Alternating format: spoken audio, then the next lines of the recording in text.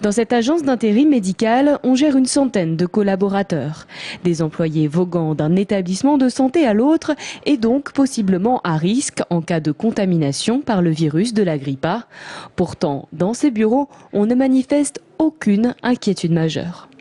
Concernant nos intérimaires, je pense que depuis toujours, en tant que professionnels de la santé, ils sont plus que les autres très sensibles à une hygiène et à être très vigilants, notamment donc, lorsqu'ils vont dans les établissements. Ça fait partie de leur cursus, de leurs études et donc déjà ils sont très sensibilisés pour ça. Pour les autres entreprises ou collectivités, en revanche, il est parfois nécessaire de rappeler les gestes les plus simples pour éviter la contamination. Ainsi, ces petites affichettes ont fait leur apparition sur les portes des cabinets des entreprises tourangelles qui parfois vont jusqu'à commander des masques. À la mairie de Tours, on attend déjà la livraison de près de 50 000 protections à destination des quelques 3 500 salariés municipaux.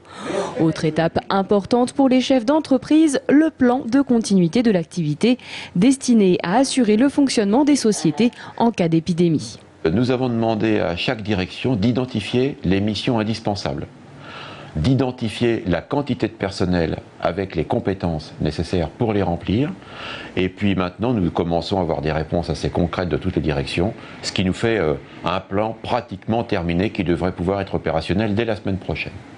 Autant de mesures et de procédures parfois difficiles à mettre en place pour les chefs d'entreprise.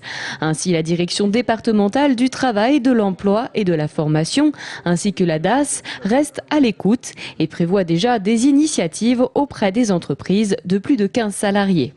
Sous l'égide des sous-préfets d'arrondissement, il est prévu d'organiser à partir du début septembre des réunions d'information auprès de ces chefs d'entreprise dans chacun des arrondissements pour leur rappeler notamment les mesures barrières essentielles pour faire face à la propagation du virus H1N1. Des rendez-vous d'information qui seront ensuite suivis par le lancement de la campagne de vaccination.